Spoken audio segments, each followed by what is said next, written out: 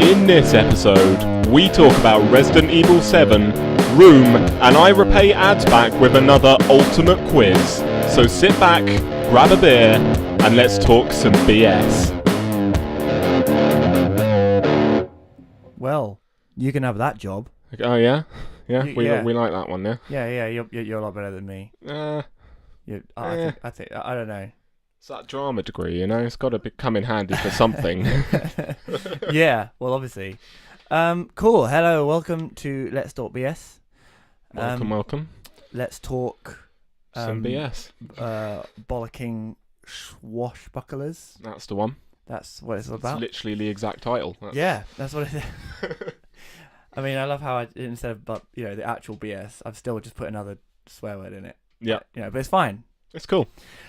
Awesome. So, Saul... how are we feeling this morning, Ads? A bit worse for wear. We're both a little bit hungover. We'll be all right though. We'll make it through. Yeah. We're taking it a bit easier today. Yeah, it was my birthday on Friday. Had a party. My annual Queen stock, which is my massive, my festival. Named after myself because I've got a big head. And yeah, we just sort of had a lot of drinks, and we ended up playing on the buses, which is never a fun game to play. A good game to play. You always think it's a good idea until you actually play it, and then you work out very quickly that it's not. Yeah. So we're not too bad. We're just feeling a bit groggy. Yeah, but it's good. We had a good time. Played some music and stuff, so it was good. It was a good day. Yeah. Right, I want to get one thing off my chest straight off the bat. Go for it, Saul. We got called out on another podcast. Yeah, we did. We got absolutely called out. Big time.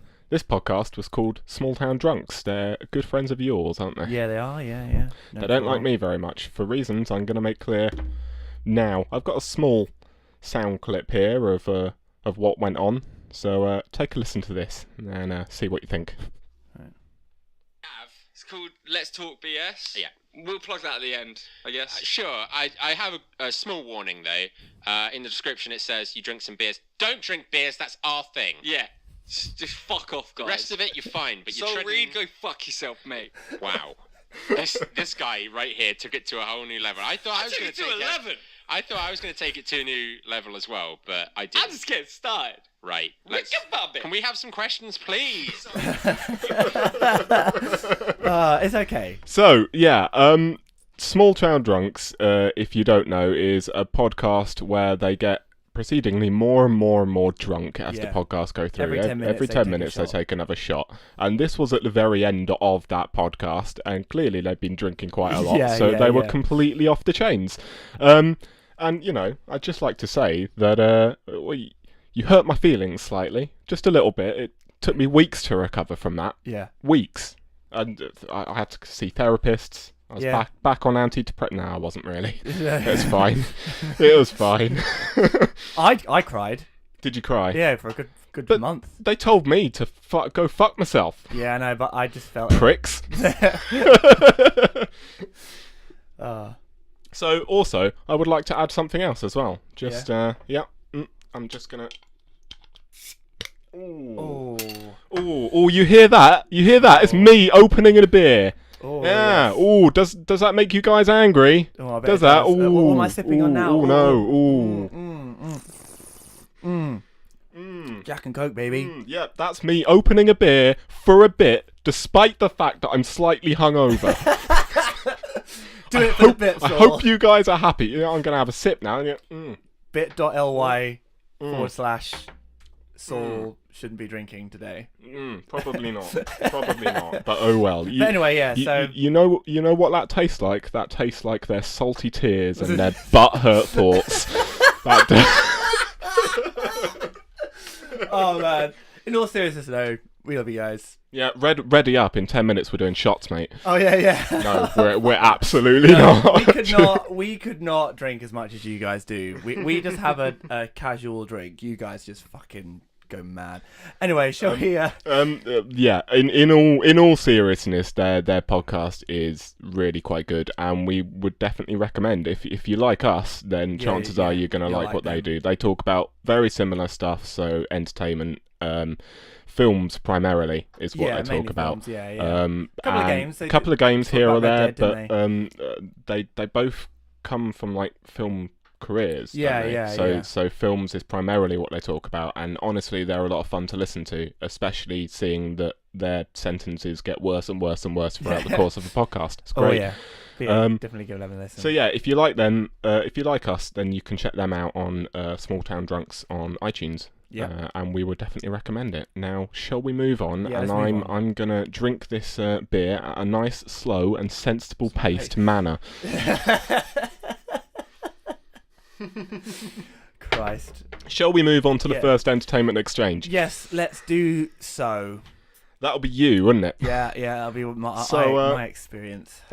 I gave Adam Resident Evil 7 to play. Mm-hmm. Yes. Resident Evil 7 came out last year, 2016, 17, if you guys are listening sometime in the future. It was published by Capcom. It's a survival horror game, and it's basically harkening back to their old horror roots, because they went a little bit sort of action-y through Resident Evil 5 and 6. And Resident Evil 7, they've basically just harkened it back to their original roots of scaring the absolute shit out of you. So, on that note, how did you find it, Ads? Well, Saul, I haven't written any notes. No? At all. And this isn't because, I forgot. It's because how the fuck can you write notes and play that game? You just can't. I'll level with you. I didn't get very far. Obviously, spoilers. That's fine. For Resident Evil. Yeah, there will be spoilers, but probably only the first first couple of hours maybe. But yeah, so I got up to the bit where you're watching a video of the girlfriend. Yes. And you play as the girlfriend. And then you go straight into playing as her. Yeah. Yeah. I did that bit with the mother following you around instead. Yeah. Yep. So you managed to get out of the guest house at the beginning. Yes. And that's primarily sort of, I at least wanted you to play through that so we could talk about just the beginning experience, because the first 45 minutes is, Jesus Christ, it's up there as some of my most terrifying gaming experiences, without a doubt. Yeah, well, mine too. I mean, straight off the bat, I didn't really enjoy it that much, and I think that's more because I just couldn't. I was stressed. This was a stressful experience for me. I don't really play that many horror games. I don't do well with them. The only horror game I've really played is Until Dawn, which I liked, but I think it's more because you're in control less. Do you know what I mean? It's more of a movie sort of thing. I think we're very opposite when it comes to our loves of horror, because we both quite like horror, but you like it more in films, and I like it more in video games. I struggle watching horror films a bit more, because the way I see it in my head, I'm not in control of that character. I'm just there for the ride. Whereas in a video game, I feel like I have a little bit more control. Yeah. But you're very much not like that. Yeah, exactly. Yeah, I prefer my horror films, And the thing is, I don't really with the gore stuff and things like that. The actual content with Resident Evil, the actual content of all the scares did not scare me. Not bothered at all. Yeah. Couldn't give a shit. Do you know what I mean? I mean, you get put through some fucking horrible stuff in the first 45 minutes of that game. Yeah. You get, I believe at one stage you get your hand pinned to a stairwell with a screwdriver and then just straight out cut off with a chainsaw. Yeah. And that didn't bother me. The thing that bothered me the most was I hate jump scares. I hate waiting for them.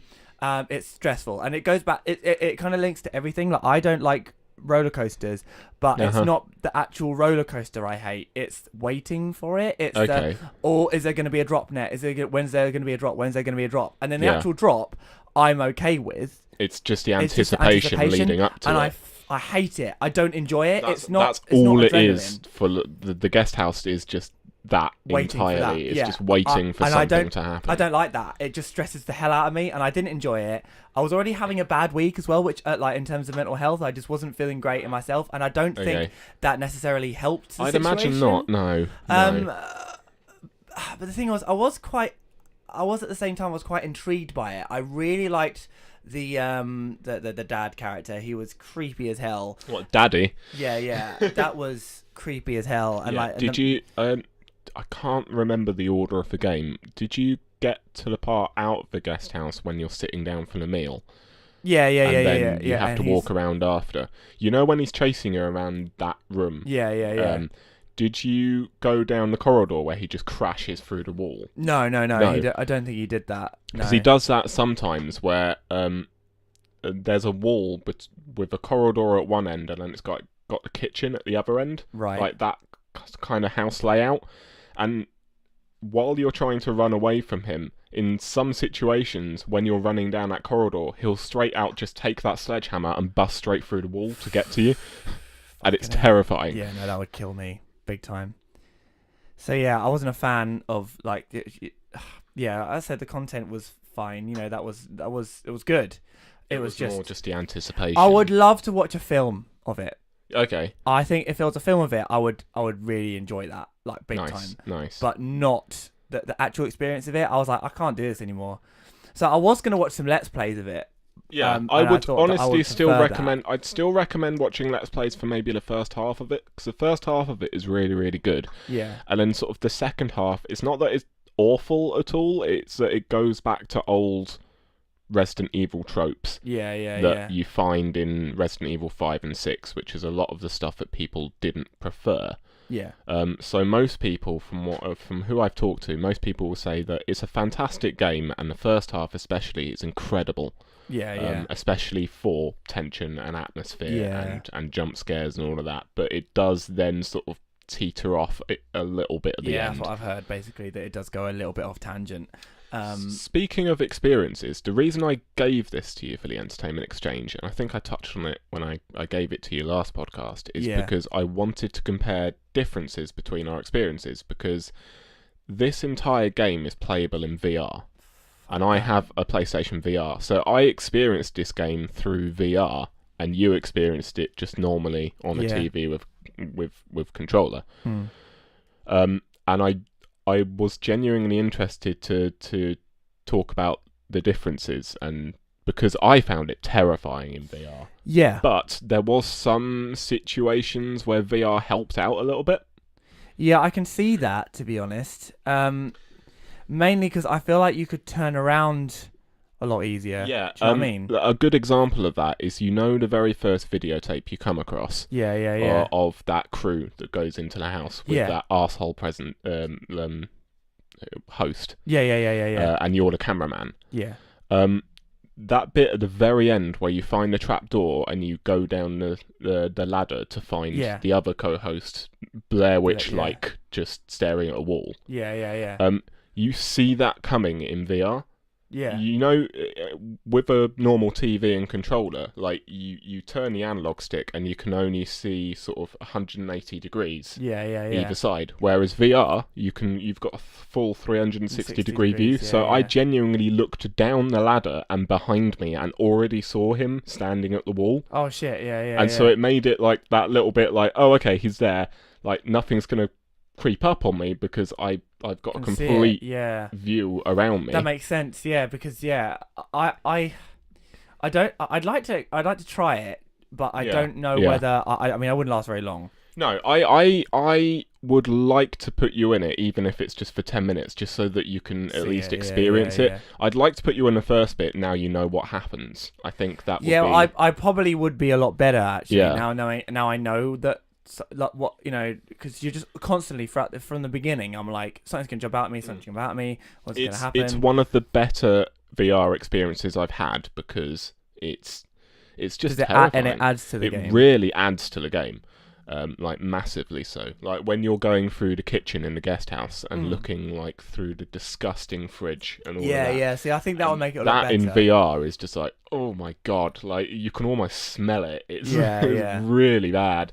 But no, it was the VR experience was genuinely really interesting and something I would advise at least only for like 10 minutes or so.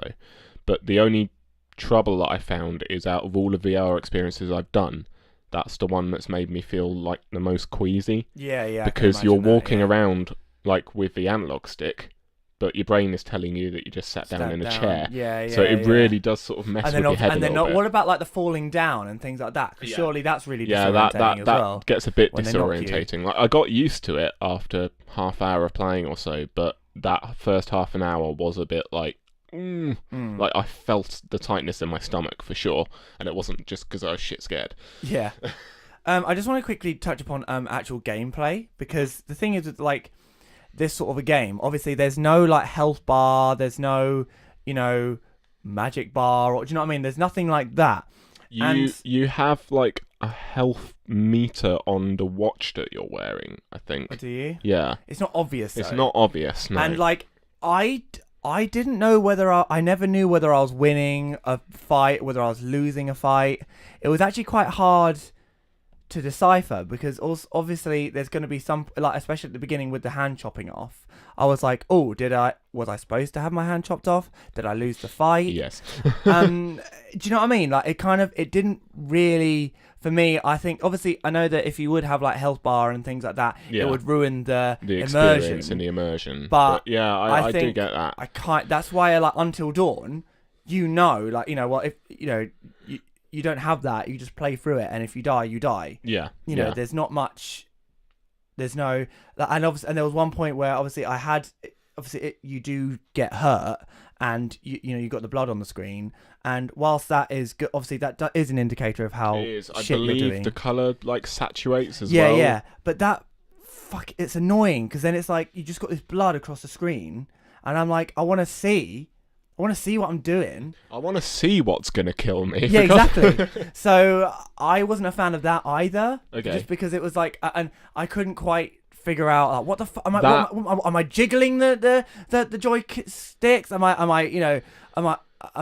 I just holding it in one place? Again, like, it wasn't very clear. Also something that's cleared up a little better in VR, because you've got more of a space to work with. Yeah. So you do get the saturation, but the blood isn't so much in your face. Yeah. Sort of to the side a little bit more, so you can see what you're doing.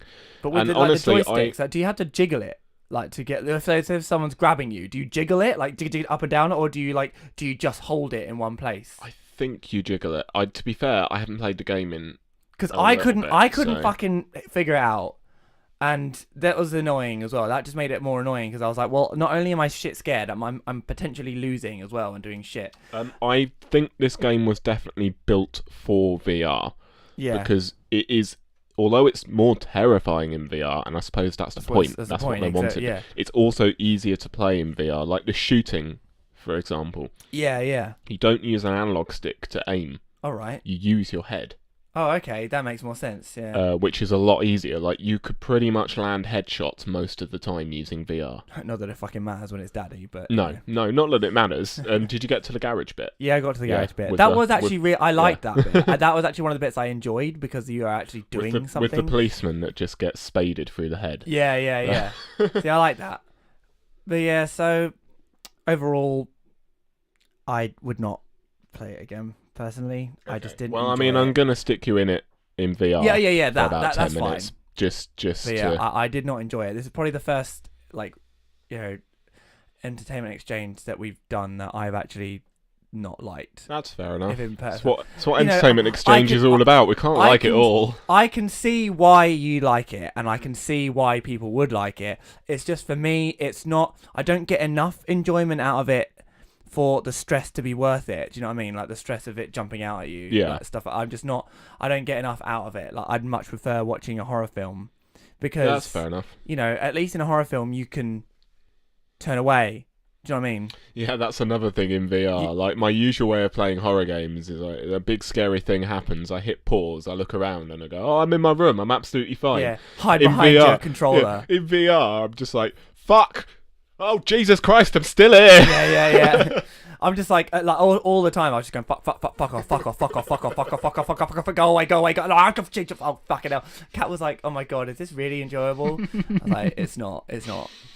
But yeah, so Yeah, sorry, man. What did Kat think of it? Kat was the similar? same as me. She was like, you know, she was like, yeah, it's not great. She didn't play any of it.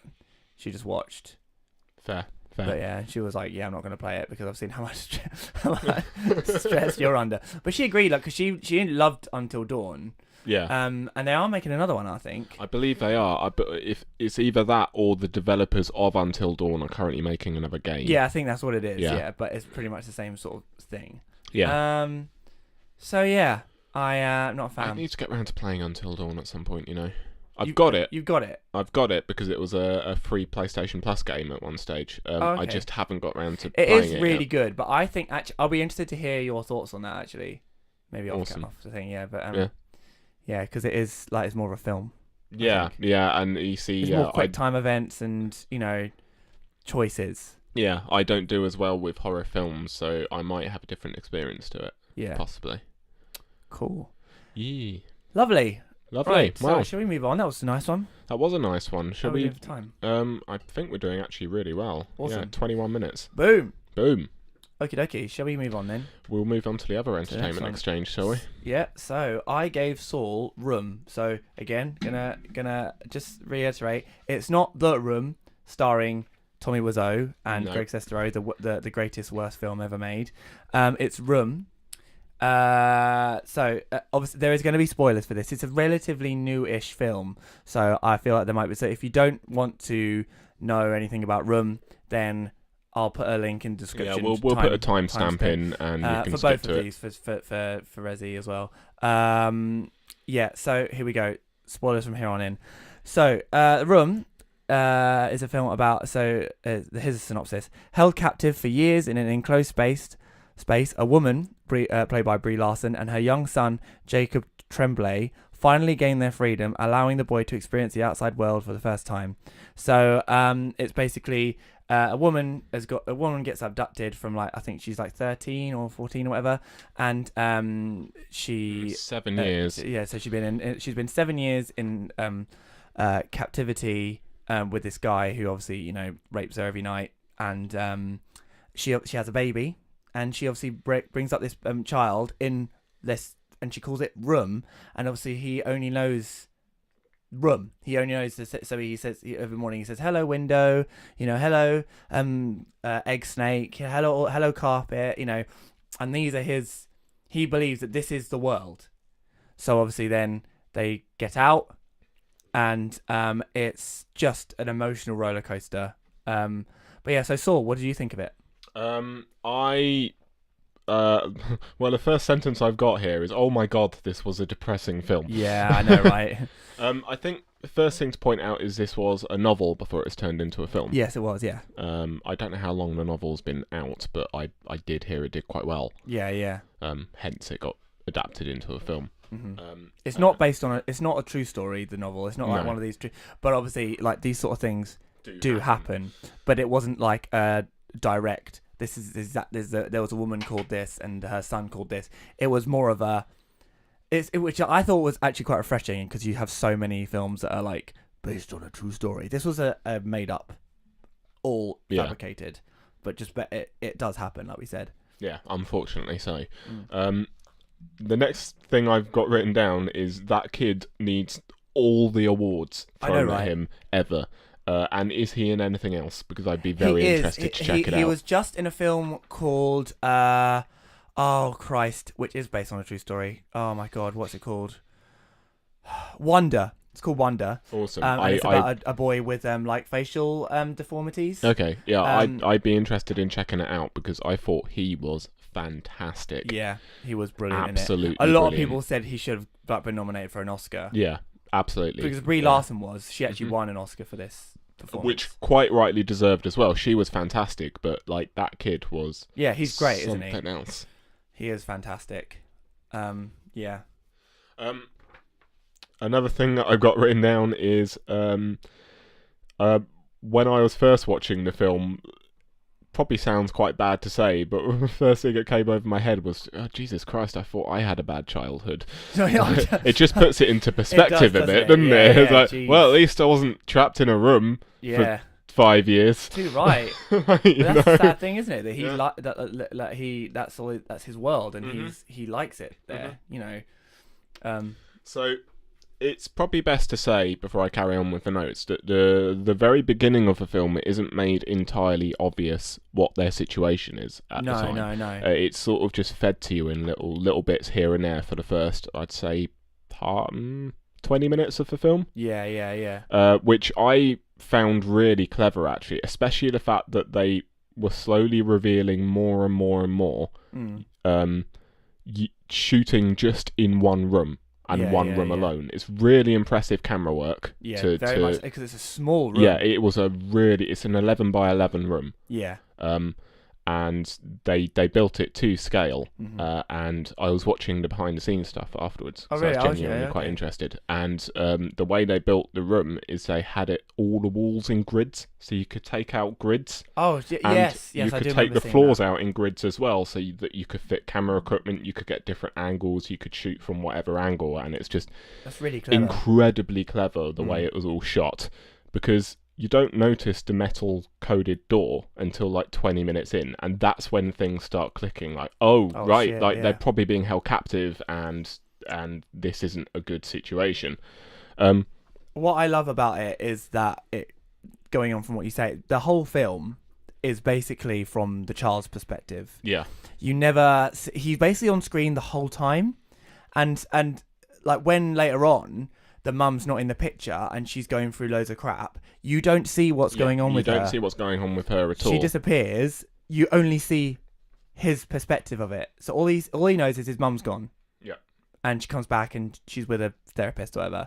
But he doesn't know what that's as a therapist. She doesn't know what's going on. She has an interview. Things go crap. Like, it's Oh, don't worry. I'm coming to that. Oh, yes. It's all from his perspective, which is why I think is so fantastic that they've got such a great actor behind it. Absolutely. Just quickly going back to the shot very cleverly. Oh, yeah. It reminded me of another film which, again, was shot in an even more confined space and yet somehow managed to do incredibly well, and that was Buried.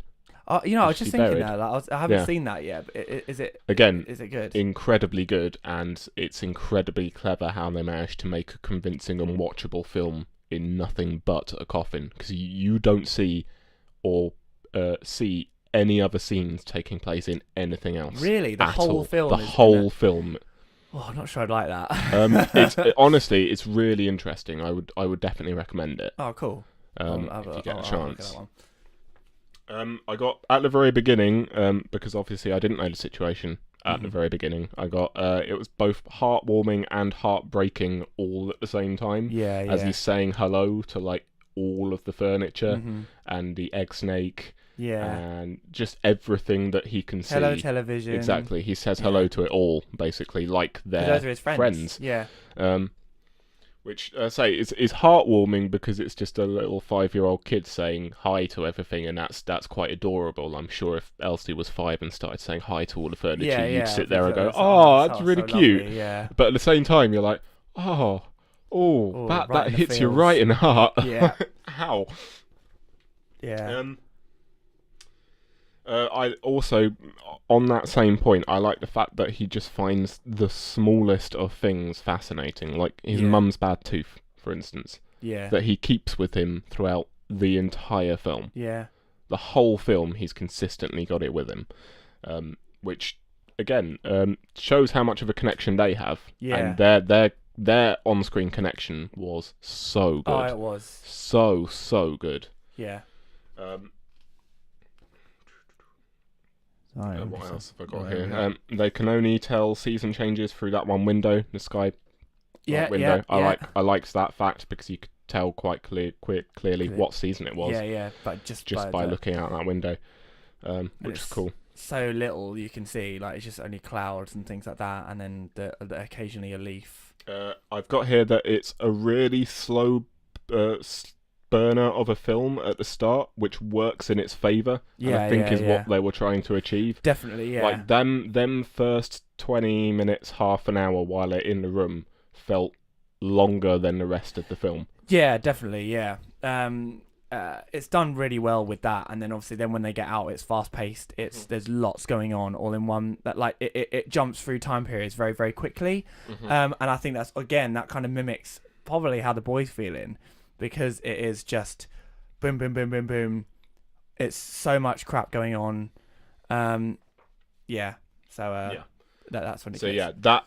That entire first half an hour with them in the room was just spectacular, and I genuinely thought that's how they were gonna do the rest of the film, is just his experience in this room from start to finish. So no, I didn't expect them. I expected it to be trial and error of them finding different ways to try and get out of the room for the rest of the film. I genuinely thought that's how it was going to play out. That could have been. Yeah, but I think actually if it'd been that wouldn't have made as good a film.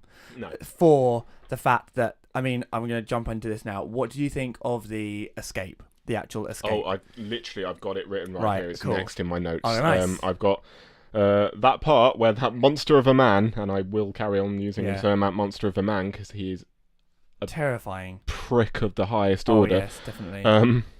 That part where he's carrying him out in the rug and his first time outside.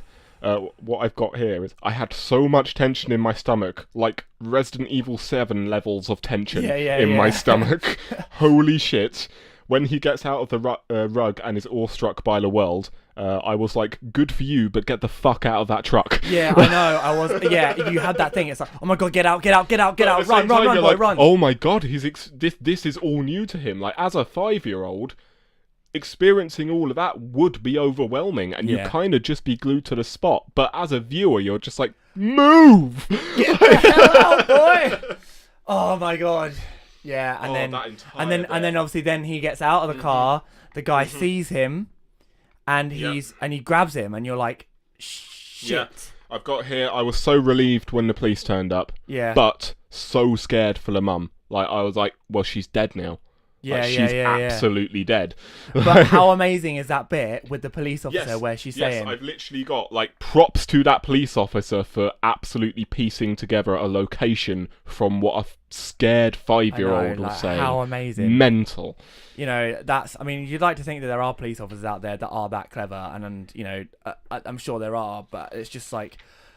Wow, that could have taken another turn really. At that I've got point. It written here, and also how quickly did that policewoman put things together from what a scared 5-year-old was saying? Yeah. And oh my god, they found her, and I literally teared up. Yeah, because I thought she was dead. Yeah, I genuinely thought, like, good that the kid got out, so relieved, but the mum is dead. Yeah. So when she comes running out to the police car, I was just like.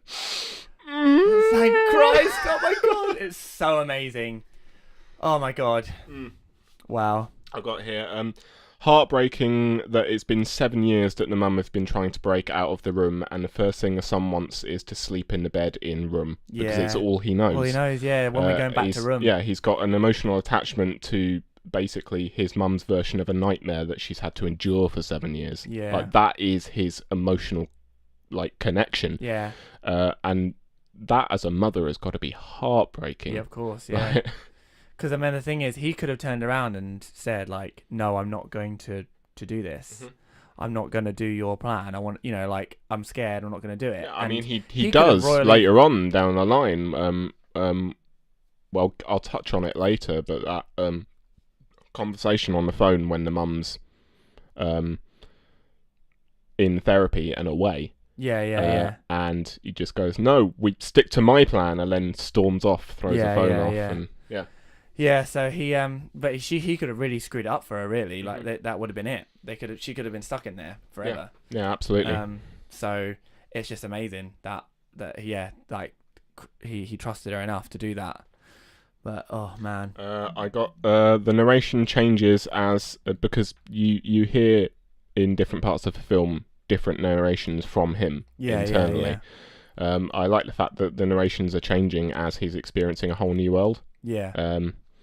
Basically it changes as he continues to get more comfortable with his surroundings. So it starts off being like it starts when they get out of the room. The internal narration starts as like wonder of, oh my god, look at all these new things and experiences, and then as the film goes on, that narration slowly turns to being scared of all of them experiences and all of that, and then the narration right at the end as well, where he's now learned to adapt with it and is more comfortable with it. It's all just really heartwarming stuff. I absolutely love, because obviously when she gets out, her parents have divorced.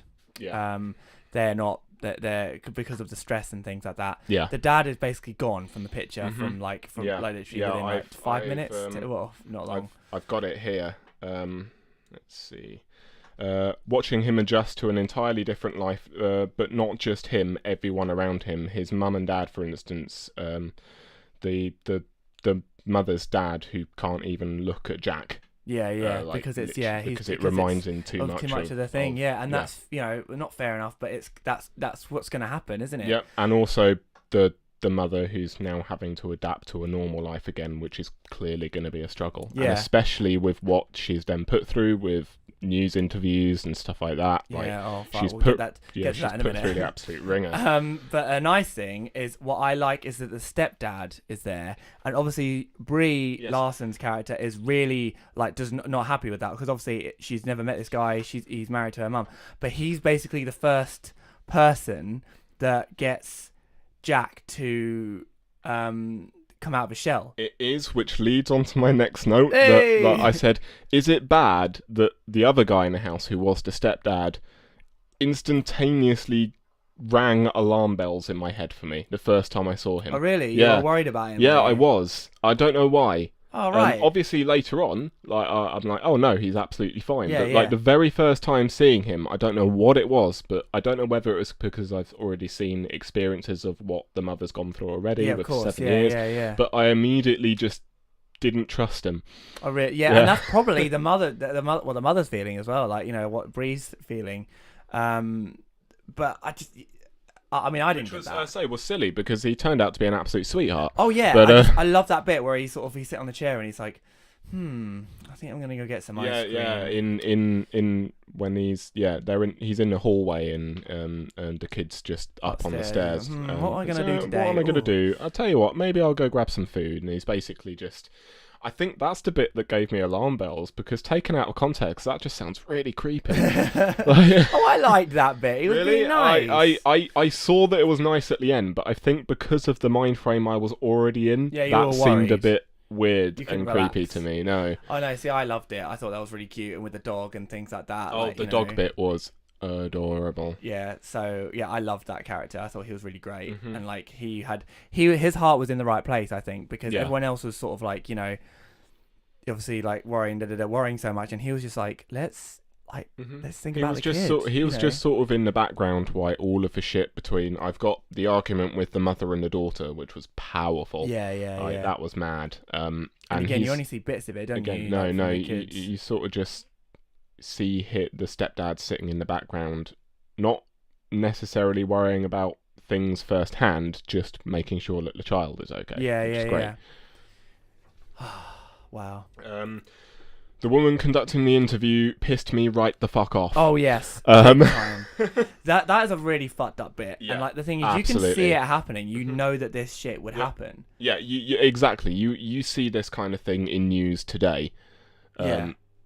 It's unfortunately it's not a surprise anymore. No, and it's just that is what would happen, and it's so horrible how they treat her.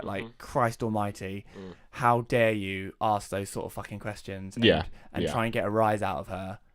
It's bullshit, absolute bullshit. So that was fucked up. Yeah. I've got when she eventually overdoses in the bathroom. I legitimately had to pause it for a bit and sort of gather my breath. That hit me. I've unfortunately had past experiences of that, not overdosing, but in other ways.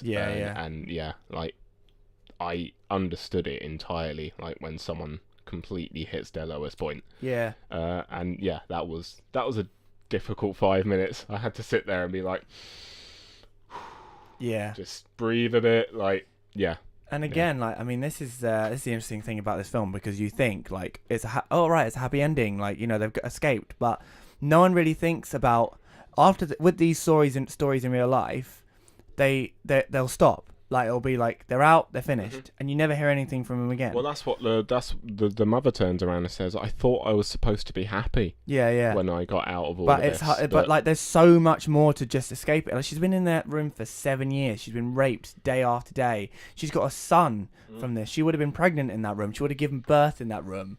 She's like, got so many she's got mental health issues, got health issues. Her teeth are falling out. Her hair's probably falling out. There's so much more that they don't touch upon in these cases. And you never hear from it. Like it either ends because they've been found dead, it's just or it's just they've dull. been found. Yeah, it's dulled up quite literally in the interview scene where she's just applied with a crap ton of makeup and all of that. It's basically it's the most beautiful she looks in the entire film. Yeah, but it's her. Like it's depressing to watch. Yeah, it's like, awful. Yeah. I found it really sweet. And again, I mentioned it earlier, but I've got it written down here, so I might as well say I find it really sweet that he continuously holds on to the mother's tooth. Yeah. Throughout the entire film, as just because he loves her. His connection to her. I think he puts it in the terms of I've always got a little bit of mum with me. Yeah.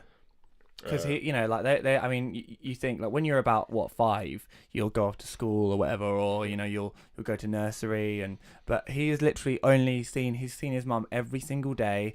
She's seen her her son every single day. Night after night, all the time. They're always there. So yeah, it's their connection is fantastic. Their connection is what makes the film. Yeah, absolutely. It's so good. I have got here. I like the fact that he took to Lego so quickly. As someone, as genuinely as someone, I used Lego as a way to deal with my mental health issues at the time. Yeah. So I could genuinely, and I know I was older by the time I got round to building Lego for mental health reasons, but I feel like it's on exactly the same level. Yeah, definitely. And so I really appreciated that he, out of all of the toys that he got given, because he got a shit ton of them given to him, he pretty much rejected most of them apart from the Lego. Yeah. So yeah, that was I forgot about that bit. Yeah, that makes sense. Yeah. Really. I found it really heartwarming when he asked for his hair to be cut. And the reason he gave is because his hair is his strong, and he felt that his mum needs his strong a little more than he does right now, which was I think my favourite line of the film, to be honest with you. It's just how innocently he says it. Yeah. Because this is when the mum is away at the time. She's recovering. And he just walks in and goes, "Grandma, can you cut my hair? Because my hair is my strong, and I think my mum needs it more than I do right now." And I was just like, right in the feels. Oh man.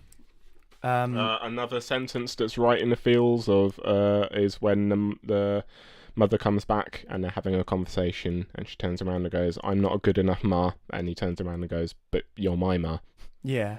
Oh man. And then of course we'll finish off by talking about the end, which is where they go back to the room because he wanted to say goodbye to all of the furniture for the final time, which the mum didn't want to do. No, you could tell the mum didn't want to do, and I was like, oh god, no, like that's gonna send her in a complete spiral again. But it was they both handled it like really well. But the thing is, it's great because she needed it, and basically, like, it kind of implies that what she needed was closure.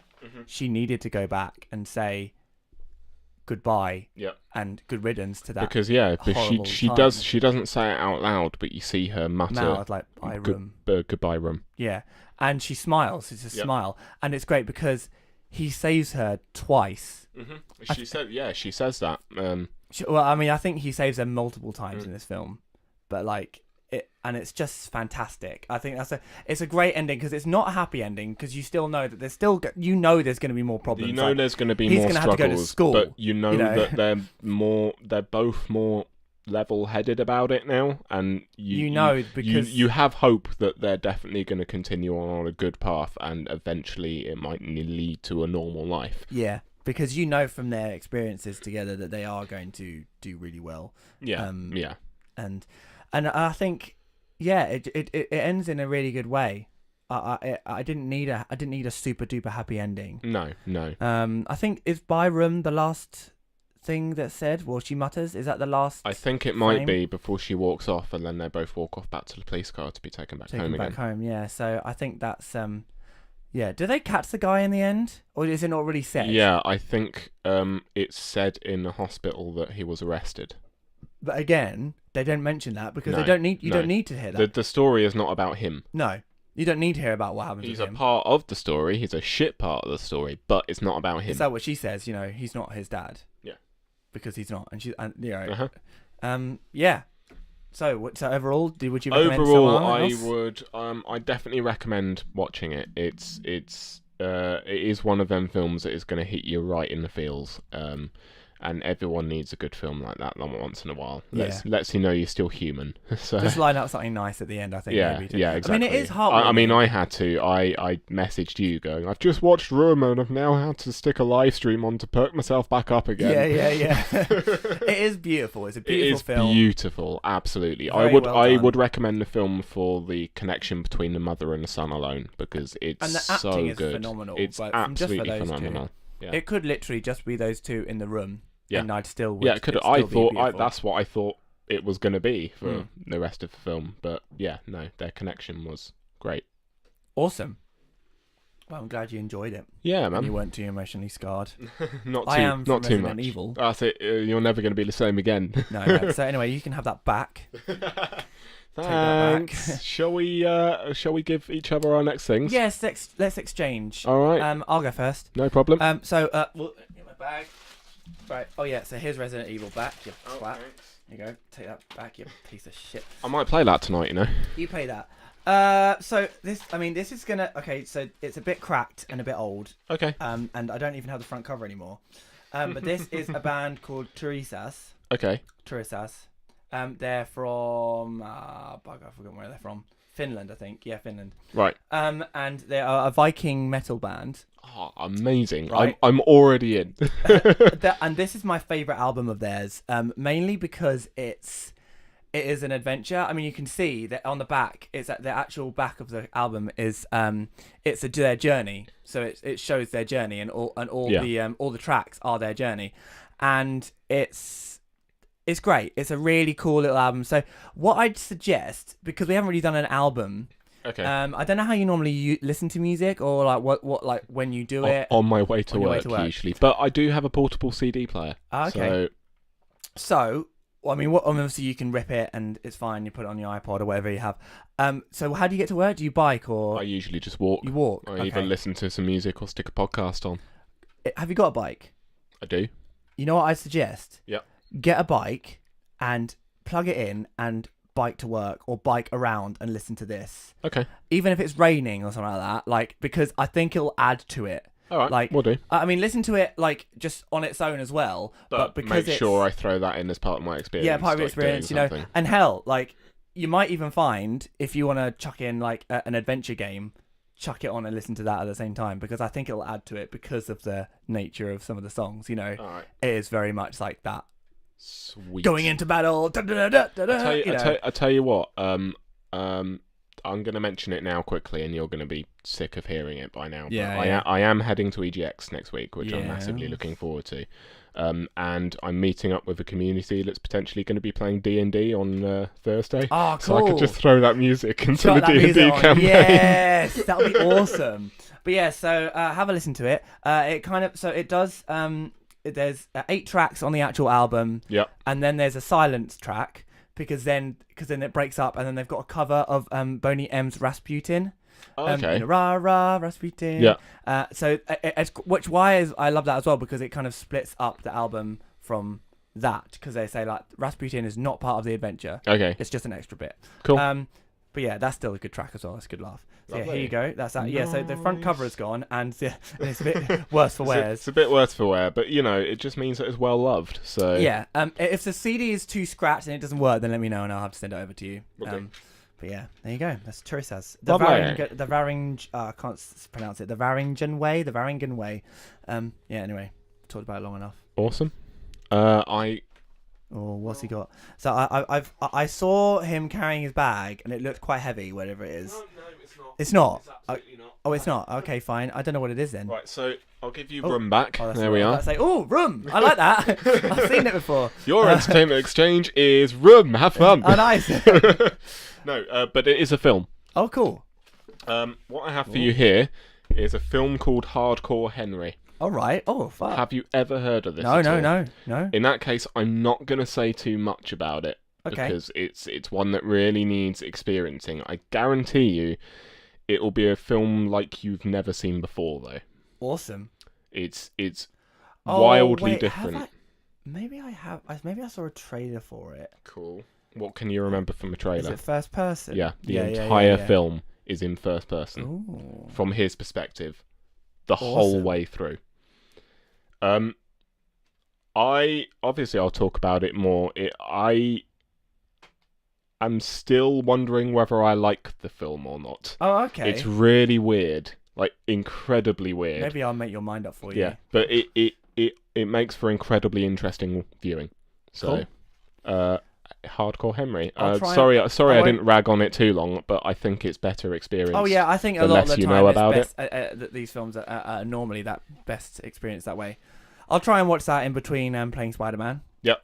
You got it now. Yeah, I've got it now. Don't worry. We will be probably talking about Spider-Man next time round because I've got it and I've played a fair amount of it, but you literally got it yesterday, so you haven't had a chance to play it yet. So we're not even. As soon as we press stop, I'm going down and playing it. Yeah, we're not even gonna talk about it now. We'll talk about it next time round for sure, though. Awesome. So, amazing. Let's move on to the next bit, Saul. Yeah, you gave me that lovely Nintendo quiz last time round, which I'll admit I didn't do massively well on, but I really enjoyed because I learned an awful lot of new stuff, and it was genuinely quite interesting. As did I. So I thought I'd return a favour. Are you going to take points? There will be points involved. Oh, good. I might need a pencil. Okay, there's some there. Sweet. There's a pen there as well. Lovely. Grab one. Fill in some time for like 20 seconds. Okay, yeah. So, I am very interested to see what you have got for me. I'm also quite worried because I feel like you've picked something that's going to be really hard. I mean, yeah. Put me out of my misery. What the hell is it? This is a Square Enix quiz. Oh, you prick! Oh, I'm not going to know anything! But on the same front as the Nintendo stuff, hopefully you'll learn a lot of interesting stuff. Okay. So. All right. Fine. I'm definitely not going to know anything. Couldn't have done a Disney one. Could have done a corn one. Had to do that. I did, but for the reason that you would probably know absolutely everything about corn and Disney. Yeah. That I do, and I honestly thought that you'd know everything about Nintendo. Well, I mean, I only really played Zelda stuff, okay, so fine. But I honestly thought it would be a lot more interesting to potentially do something that you don't know about, so that you can learn about it. Let's go for it. Let's go. So, again, this is going to go on. You get 2 points if you can just straight up answer it, and 1 point if you want multiple answers. Which I'm not going to lie, you probably will. For most. Yeah, I reckon I will. So, shall we begin? Yeah, I think I might need more Jack, but go. I'm going to take another swig of beer then. Fine. Oh, well, you could start the question, couldn't you? But I could, but I've because I definitely shouldn't have that much to drink. No. I think neither of us are going to be drinking for the rest of the day after this. No. Definitely not. Right, so Square Enix quiz. Question 1. Obviously, if you'd like to play along at home, then feel free. Feel free, yeah. Yeah, that'd be lovely. See if you do better than me. We'll see. So, question 1. The Enix Company was founded in 1975. The Square Company started in October of 1983, both as computer software divisions. But in what year did the two companies join? So, hang on. So Square was when? Square was in 1983, and Enix was in 1975. Well, it's at 1983. So I'm thinking that it's definitely. I reckon it's early, very very early 90s because, just thinking about when the first Final Fantasy came out. Yeah, but was that developed by just one? Oh, shit. I'm going to go like 1990 on the dot. No. No. Would you like the multiple choice? Yeah, go for the multiple choice. Your multiple choice is 1995, 2000, or 2003. No way is it going to be that late. Surely not. No, because I know that Final Fantasy VII was out and it was Square Enix. I know that was Square Enix. And I was playing that in primary school. So it wouldn't have been 2000. I think it's 1995. It's 2003. No, shut your fucking face. Final Fantasy VII was Square Soft. Oh, what? Okay, fine. Oh, yeah, it was as well. Yeah. If I had brought my Final Fantasy VII that you'd given me yesterday. Yes, I got Adam a pretty mint version of Final Fantasy VII for the PlayStation 1 as his birthday present. And if I had that there, I would have known. Fine. Film the first hurdle. It's cool. I mean, I didn't do much better, so you're going to be fine. All right. Next. Question 2. I'm quite proud of this one because it throws my favourite game in. Okay. Don't Nod Entertainment made one of my favourite games I played this year, that being Life is Strange. Yeah. Which, of course, was published by Square Enix. Don't Nod were given many opportunities to have their game published by all sorts of different publishers, but what was the primary reason they decided to choose Square Enix? Oh, I'm going to go for multiple choice on this one, I think. No problem. Is it because Square Enix allowed them to release their game episodically rather than the whole thing at once? Is it because that they were the only company that let them keep the female protagonist, that being Max Caulfield, instead of replacing her with a male? Or was it that Square Enix appreciated the dedication of detail Don't Nod went into regarding mental health in video games? I really hope that it isn't the male one. I really hope it isn't that, but I also feel like that it probably could be that because people are that dickish. I'm going to go for... What was the first one? The first one was because Square allowed them to release their game episodically rather than the whole thing. I feel like that's too petty a reason to not go with anyone else.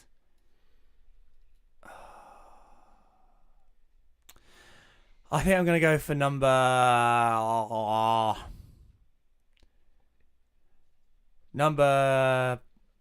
I'm going to go for 2, just because I feel like people are that fucking petty. People are that fucking petty, you're correct. Oh, god damn it. People. Yeah. Wow. Fuck people, am I right? Am I right? Am I right? If you like that. Which you can find on... Find on a Bandcamp for the Hornets. People. Anyway, sorry. Band plug there. Yeah, wow. That doesn't surprise me at all, really. Yeah, not this day and age. It's well, actually, to be fair, it's getting better these days. It is. Like... But it doesn't stop people on the internet fucking moaning about it every time it happens. So... Oh, man. Moving on.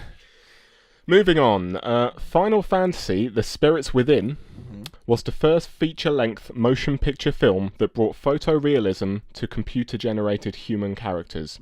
It was released... on the 2nd of July 2001. This is a 2-part question. Question 3.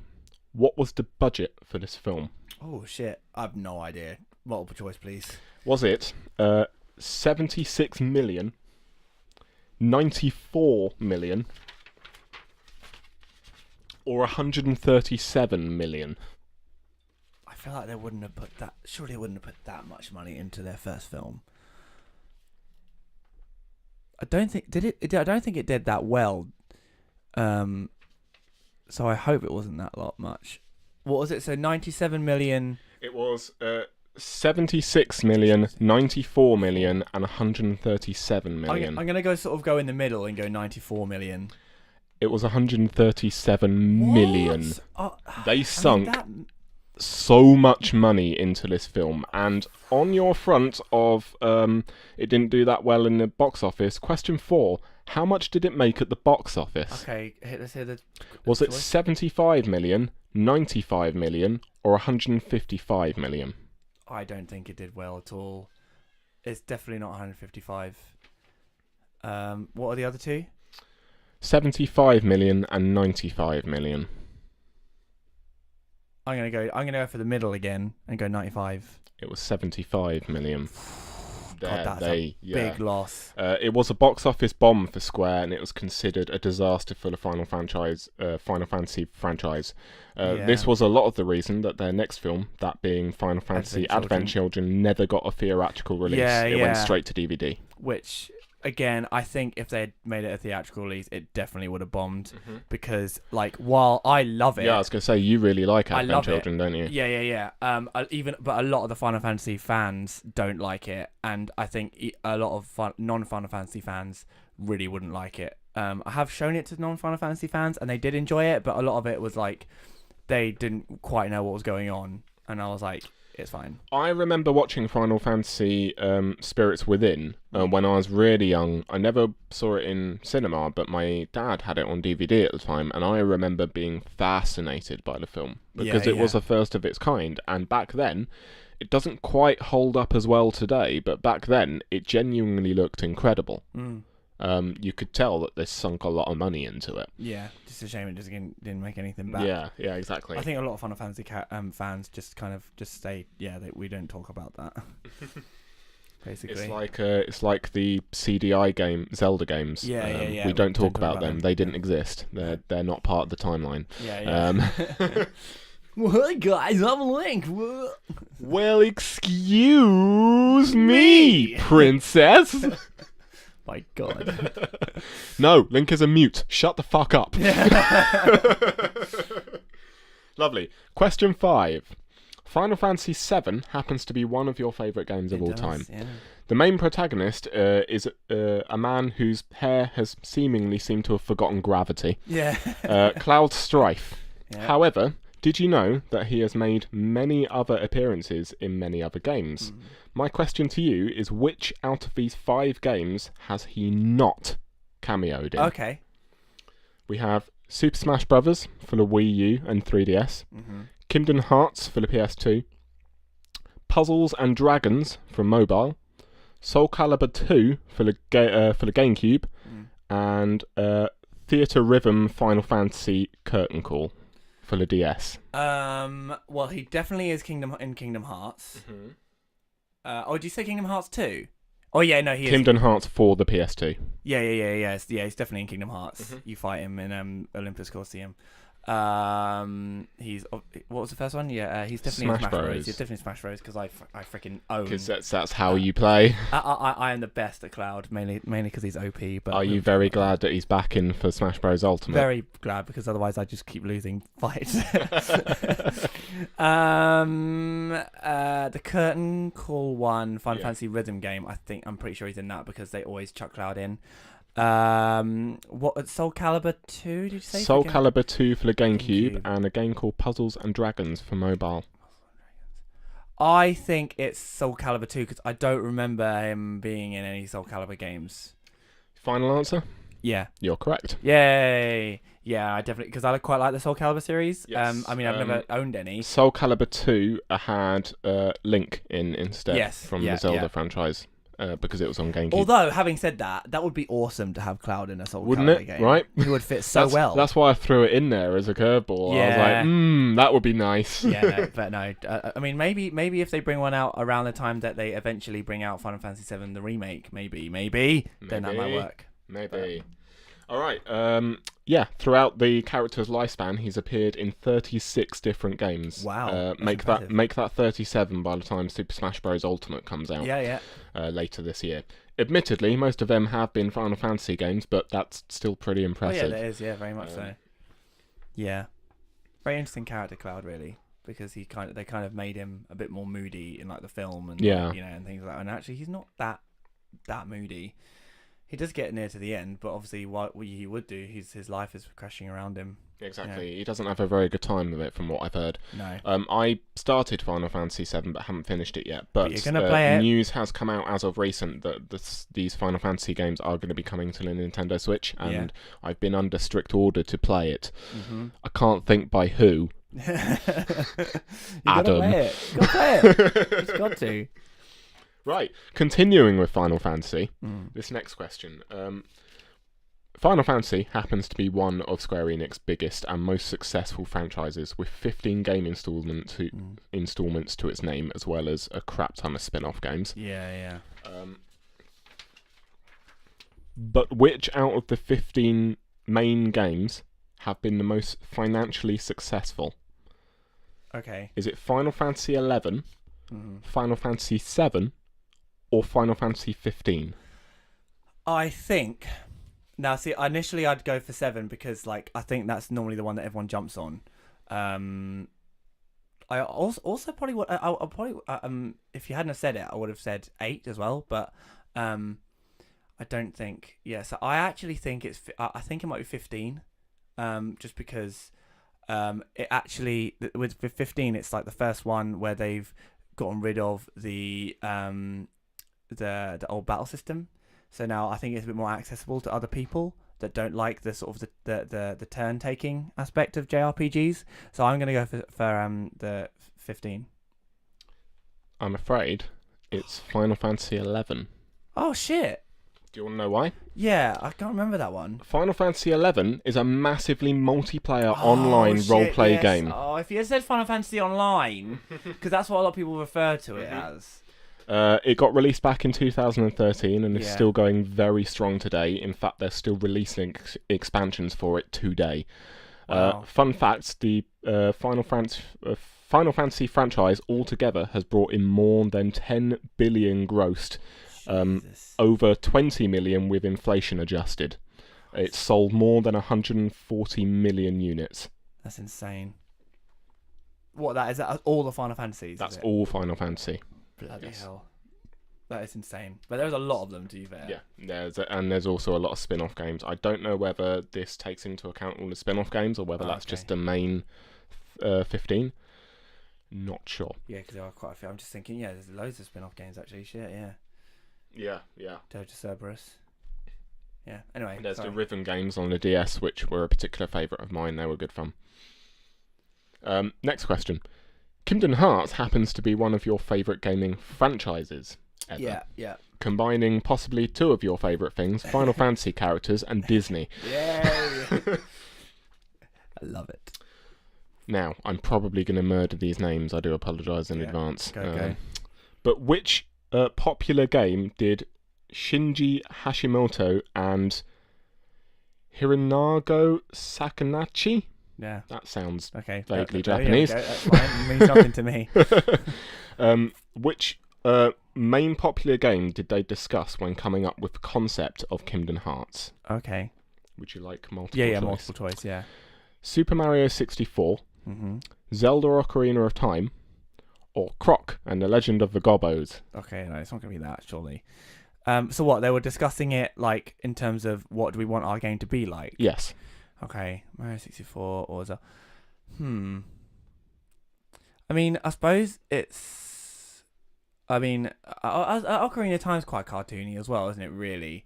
Yeah. Because Kingdom Hearts is quite a cartoony game. Well, it'd have to be because of all the Disney.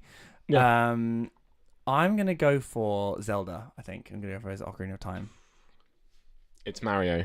Is Mario it? 64. Oh, okay, fine. They wanted to make a game with the freedom of movement in three-dimensional spaces, but felt that the only characters that could rival Mario at the time were Disney characters. Fair enough. Makes sense. Yeah. That's the beauty of that game. Like, Disney fans can play it, Final Fantasy fans can play it. Yeah. You get both out of it, really. It's another one I must get. The only Kingdom Hearts game I've played from start to finish is Dream Drop Distance for the 3DS. Yes, yeah.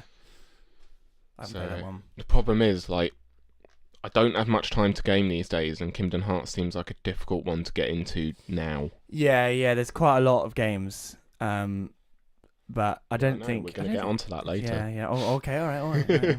Sorry. That didn't... There was no fear in your eyes over that alone. I feel like I know... Well, go on, carry on. Okay. We'll see. Continuing with Kingdom Hearts, in what location was the concept of the game discussed with Disney employees? Go on, give me multiple choice. Disneyland, a coffee shop in Orlando, or an elevator in the Square headquarters. I feel like it's not going to be Disneyland. just because, yeah, like I just don't think it would be. They do meetings at Disneyland. You can have meetings in Disneyland, but I don't think it would be there. I'm gonna go with the coffee shop in Orlando. It was the elevator. Oh, was it really? See, I was thinking, I was like, it's got to be a weird one. I'm sure it's a weird one. You've thrown it in there. Yeah. Bendix discussed it in her latest Eurogamer video. Oh, really? Okay. When talking about the timeline for Kingdom Hearts Dare. A little bit of a plug for Eurogamer there. I watched that. You did. It's a long video. It's quite a long video. It was a chance meeting between Hashimoto and Disney executives in an elevator where he was allowed to pitch the idea directly. Wow. Back then, the Disney Japan division and the gaming company Square shared the same building for work. Oh, okay. That's interesting. That's cool. I didn't know that, Yeah. but now I do. We're moving on to quite possibly my favourite question. Oh, okay. All right. Oh, God. Question 9.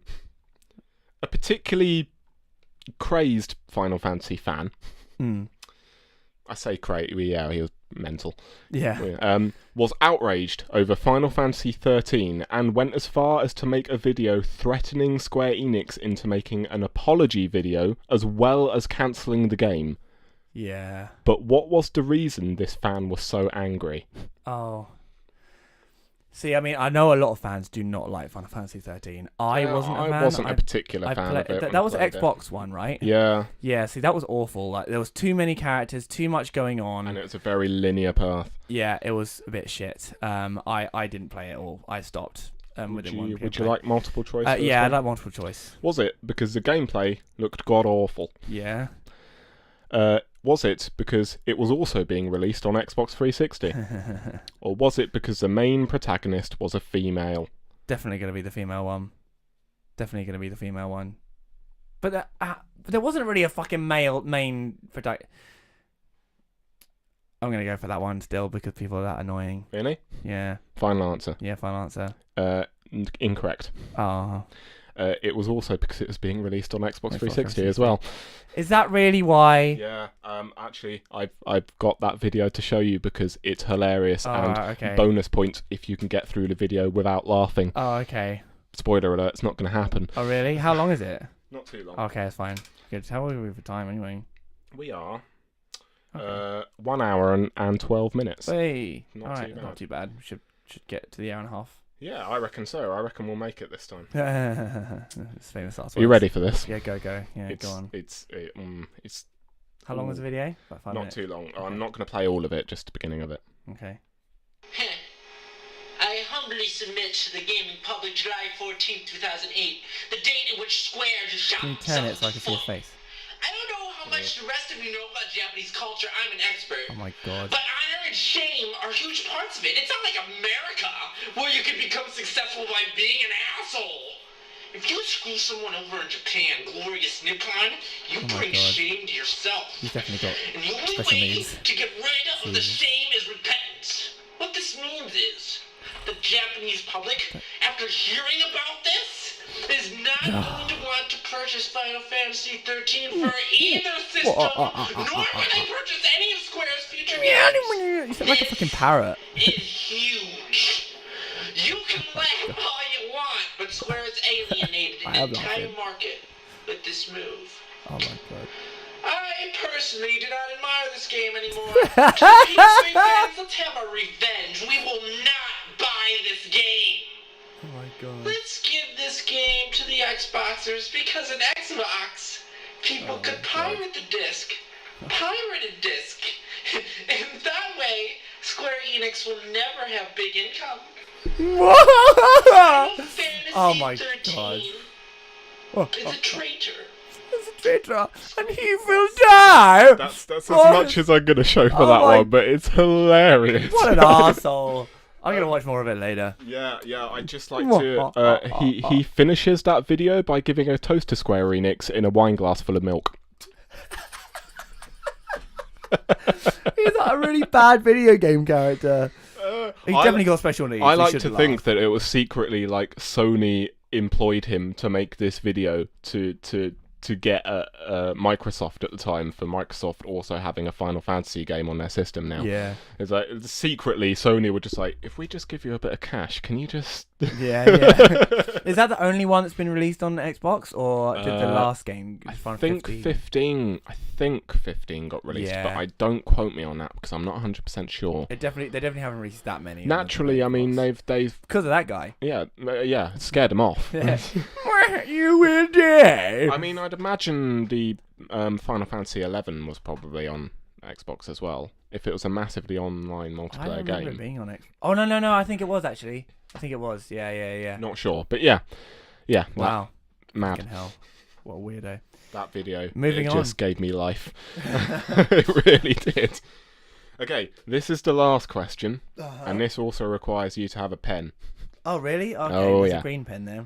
Where? Wait, no. Right, yeah, I see it. I see it. Okay. And then, do I need paper as well? I've got your sheet. Oh, okay. Oh, you got me a sheet. You thought about it.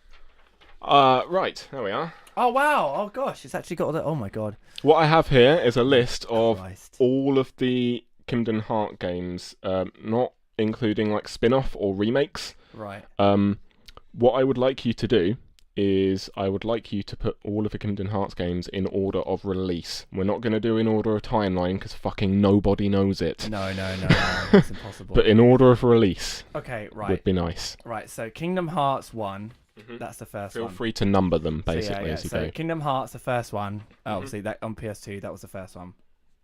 I'm then going to say number 2 was Chain of Memories. Then... man, If you're playing at home, by the way, then feel free to jot these down as Adam is saying it. Yeah. And then feel free to pause the podcast, stick them in order. I mean, this is very unpodcasty, isn't it? It's a little bit unpodcasty, but it's fine. I kind of felt like I had to do it for a Square Enix quiz. If you had the like what they came out on, then I probably would be able to do it. I don't even... A fragmentary passage? What the fuck is that? I do have what they were released on okay, this can I have sheet. that? So, oh, God. You know, I'm just going to give it a fucking go. All right. If you do want what they were released on for any of them, then give me a shout. Okay, so number 3, I think, is Dream Dot Distance. That was on the 3DS, right? That was on 3DS. No. I was going to say, number 3, really? No. Right. Wait, what was Kingdom Hearts coded on? What was that on? Give me a second. A fragmentary passage as well. Give me that one. It was a Japanese-only game released on the Panasonic mobile phone. Oh my god. Okay. Yeah. And then Kingdom Hearts: A Fragmentary Passage. I think Kingdom Hearts coded is probably going to be like 3. I'm sure it's going to be 3. I'm just going to put 3 there. Oh, it was okay. Kingdom Hearts Fragmentary Passage was a game included in the Kingdom Hearts HD 2.8 Final Chapter Prologue. So it was an that's a later addition one. added to that's that. A later one then, yeah. Right, I'm going to go... right, so Birth by Sleep is after 2. So I think 2, Kingdom Hearts 2 is 4th. And then... I have no idea what Union is. This is hard, man. Oh, you've got Kingdom Hearts X. Oh, okay. Kingdom Hearts... What the hell is Kingdom Hearts X? Kingdom Hearts X was a Japanese-only game for the browser. Oh, okay. Fair enough. This is hard. Yeah. Well, how many games are there altogether? Oh, jeez. 1, 2, 3, 4, 5, 6, 7, 8, 9, 10, 11, 12, 13. Well, Kingdom Hearts 3 isn't even out yet, so that's... Exactly. 13. Birth by Sleep, I think I'm going to put it at 5 after Kingdom Hearts 2. Then I'm going to go for Dream Dot Distance, number 6. Then 358 by 2 Days, I think, is going to be 7. Fragmentary Passage. Oh, shit. What was that? That was that came with the expansion. Birth by Sleep 2.0, I think, will be 8. And then... Oh, fuck. Oh, ballsed it up. 9 is Kingdom Hearts Union X. Fine, why not? I feel like that might be an earlier one, but I'm gonna have to redo things. Don't worry, I'm not expecting you to do like Fragmentary Passage. That's gonna be 10. No. Unchained. Oh shit. So how is everyone looking forward to Kingdom Hearts 3 then, are we? Oh, I'm very excited. I'm very excited. I'm hoping it's not going to be too expensive. I'm probably going to be playing it before you. Yeah, I know. Shut up, Saul. Yeah, fucker. Right, what am I on? 10? 10 is Unchained. Fine. Kingdom Hearts X is 11. I slightly feel like you're winging it in the end here. here. Yeah. I have no idea. The timeline's hard enough to think. Hang on, why have I The timeline is bloody impossible. Oh, yeah. Okay, so here's my final answers. Right, so Kingdom Hearts 1 is first. Okay, so... In fact, tell you what, why don't you just read them out in order and I'll tick them if they're right. Yeah, I'll trust you. That Yeah. I'll do it. It's fine. Oh, no.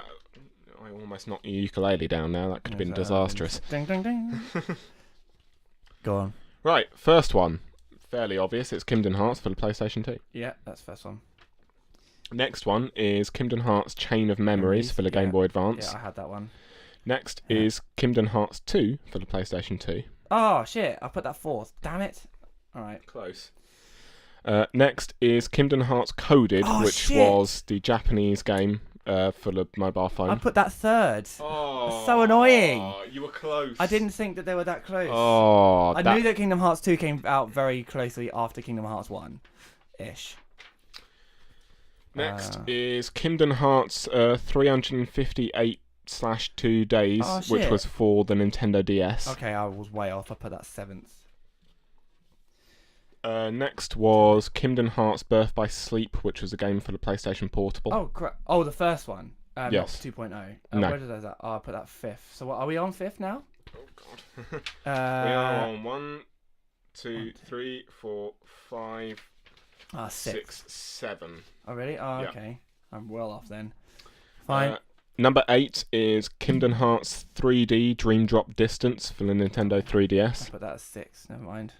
You're pretty close on a lot of them, though. I'm pretty much there in terms of the time when they came out. Next was Kingdom Hearts X, which was a Japanese-only game for the browser. What is that number? What? That's number 9. Oh, okay. I'll put that as 11th. I'm a little bit off. Next we have Kingdom Hearts Unchained X, which that's number 10, right? Yes. Yay! I got that one right. Awesome. That was a iOS and Android smartphone game before it got rebranded to Kingdom Hearts Union X. Okay. What's next? Next is Kingdom Hearts 0.2 Birth by Sleep. Yeah, I put that as 8. Yeah, that's not as early as I thought. Next, what are we on? 11. 11. Yeah. So it should be 12 and 13. Yeah. So we're on Kingdom Hearts A Fragmentary Passage. Yeah, that's number 12. Yeah. You're really close on most of them, though. They came out with pretty much there. They came out with the HD remixes. Yeah. It came out. Next is Kingdom Hearts Union X. Union X. Yeah. Oh wait. Oh yeah. So that. Oh no, wait. Hang on. I've got it wrong then. Oh, Fragmentary Passage I put as 12, but it's actually 11. Okay. Union X is I put that as 9. That was wrong. Yeah. And the last one? Kingdom Hearts 3. Yeah. Yeah, number 13. So I didn't get that one wrong. That was wrong. So I got 1, 2, 3. Hang on. Wait, why did I tick it when I got it wrong? So you shouldn't have trusted me. 1, 2. To be fair, I'm quite happy to give you a couple of extra because on most of them you were pretty close. I got 4 definitely right. Anyway, you got the vague timeline of it down. There was nothing that was wildly off. I did well. I think I did pretty well. Yeah. How many? 4. Okay. Yeah, it was 4. So let me just tally up the scores. You can tell everyone how excited you are for Kingdom Hearts 3 while I do that. Yeah, I'm really excited for it. I think that I think that the gameplay in Kingdom Hearts 2 was a lot better. The actual battle system was a lot smoother, and actually I feel like that people could pick it up a lot easier than the first one. And from what I've seen, they've definitely kept that and added more into it. I think there's a lot more customization, a lot more excitement, lots of different things. I'm not entirely the worlds are great. They always are, but I'm not sure how excited I am about all the different worlds I've got. Monsters Inc. looks really great. Toy Story looks good. There's going to be the Big Hero 6 world again. That looks great. Tangled, not really fussed, but I don't really like Tangled that much. With the with the Olympus one, I think they're finally going to have an actual. Actually, no. Last time in Kingdom Hearts 2, there was actually a Olympus level rather than just a Colosseum level, but I don't really know what else they could do with it, and I feel like that maybe they should have just. I don't know why they bothered putting in a Hercules level in it again, rather than doing something different. I do really need to play one of the other games they've actually got a Hunchback of Notre Dame level, which is my favourite Disney film, and I need to do that. I'm a bit sad they didn't bring that into this game, but hey ho.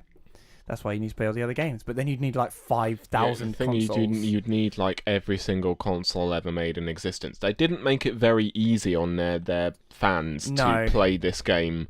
No. Or this timeline from start to finish. You'd need to invest a lot of money. Definitely. Yeah, and that's the other thing. The timeline is just so crazy. The story is ridiculous.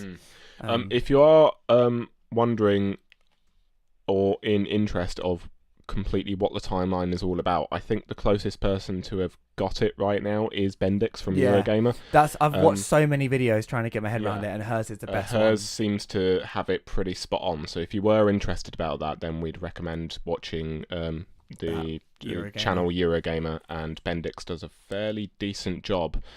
She put it in terms that even I could wrap my head around, and I don't know much about the Kingdom Hearts franchise, so it was genuinely quite an interesting watch. Yeah. Cool, so what did I do? Out of a possible 23 points, because I was conventional like that and was just like, 23, sure, that's fine. The number 23 is everywhere. You got 10. 10, okay. Which is not dreadful. Not it's about it's respectable. Me with a Nintendo one, so...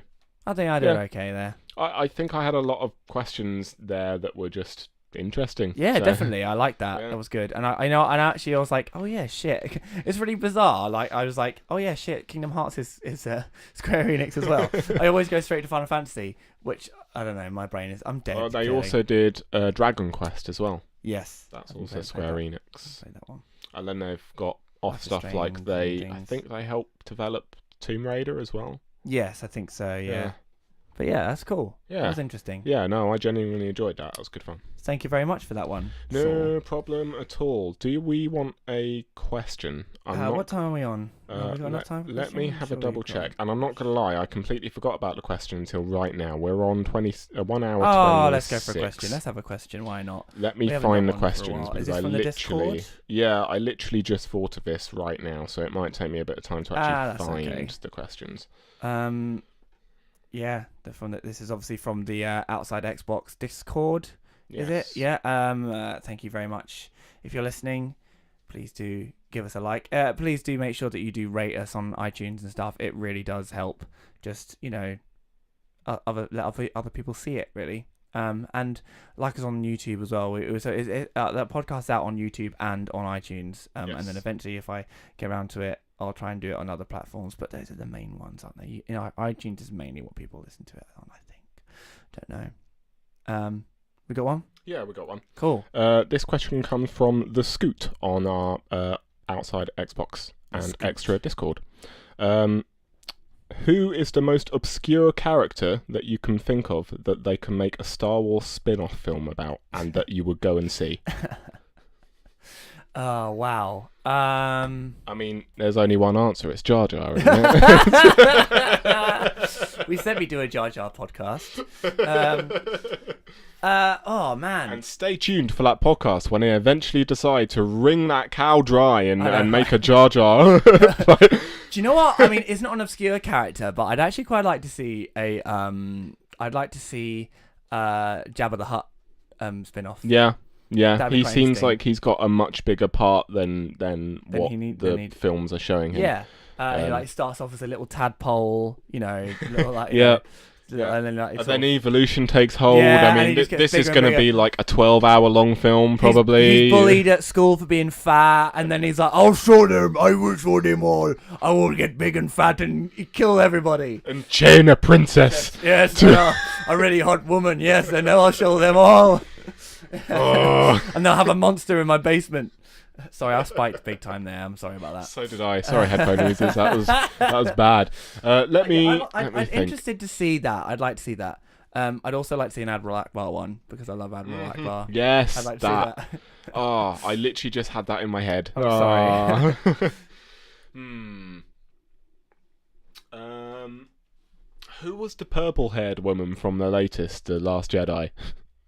I can't remember now. The one that the hyper-spaced her spaceship through. Oh yeah. Yeah, that one. Like to see that one. Yeah, because it sounds like she's got quite a backstory. Yeah, And I get the feeling that loads of people just sort of took the piss out of her in The Last Jedi, which I didn't quite understand, because unpopular view here, I quite liked Last Jedi and I quite liked her in it, so yeah, feel free to leave your hate comments below.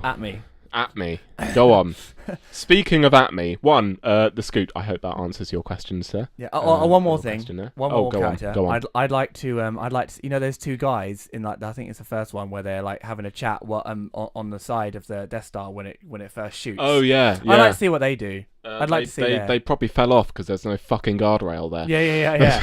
I know Family Guy touched upon it, but I feel like there's more to it. I'd just like to see a day in the life of a stormtrooper. Yeah, they go back to their family and their wife and their kids. I'd like to see a day in the life of a How was the Death Star today? It's like, well, I only think I got slightly radiated today. I think we're all right. I think I got off lucky. Been singed off. I can't see out of my right eye anymore, but I think it's going to be all right, I just like, oh god, Darth Vader, shit, here comes the boss. Oh shit, look busy.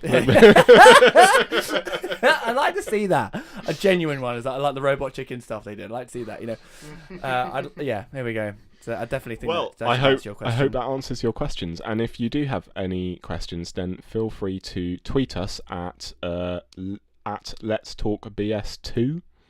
Is it? Oh yeah, is it? That's our Twitter. Is it? Yeah. Let's Talk BS2. Let's Talk BS2. I thought it was BS1.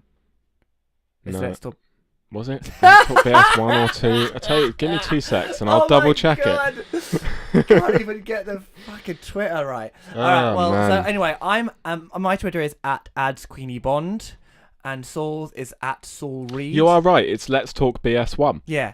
And the Facebook is Let's Talk BS2, yes. I don't think we've still got around to making an Instagram account called Let's Talk BS3 yet. It's a podcast, but what pictures have we got to put? I mean, no. Although, that being said, if you'd like to follow me on Instagram, then I will be Instagramming a shit ton of stuff to do with EGX next week, so if you're at all interested in any of what that is all about... And if you like baby pictures and band pictures, and you can like me on Instagram, it's the same thing. It's @adsqueeniebond. You can follow me on Twitter @SaulReed. Yeah, and as I said, @Squeeniebond. Sorry, it's gonna be burping. And if you want to email us as well, we've got an email. Was it Let's Talk BS @gmail.com, I believe. I think so, but we'll stick it in the description below. Please do send us a question. Any questions are welcome. Any questions, go for it. Can be obscure, can be about games, films, whatever. Yeah. So I'm going to obviously go away and watch, what's it called? Hardcore Henry, and Saul's going to go and listen to Turisaz, the Varangan Way. While on a bike ride, apparently. Yeah, got to do that. Yeah, just listen to all sorts. Anyway, so thank you very much for listening. Please like and follow us. And any more to add, Saul? Yeah, we did fairly well on time today. Yay! We're pretty good. We're getting better and better and better. Hour and a half is pretty good, I think. Hour and a half is our way to go, I think. Lovely. Thank you very much, guys. Yep. Please tune in next time. We'll be talking more BS. We'll see you guys next time. Bye.